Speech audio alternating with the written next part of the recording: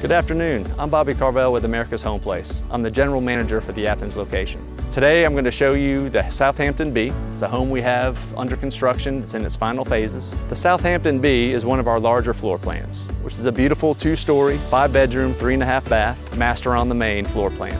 The square footage for this plan is just over 3,500 square foot heated. Also included is a 2-car garage with storage area, approximately 600 square feet. The Southampton B we're currently visiting has had a couple customer modifications. The standard Southampton B is a 3-sided brick home. This, you will see, is a 4-sided brick home. The customer has also made some upgrades in the master bath. They've added a tiled shower, a beautiful soaking tub, as well as adding a fireplace package. To establish a formal study, the customer added a beautiful set of French doors. The 5th bedroom in this plan has been converted into a bonus room. Obviously, the bonus room can be used as a rec area for the kids, a playroom, a study, whatever the customer has in mind. If you'd like more information about building your custom home, please visit us at americashomeplace.com. Please like and subscribe.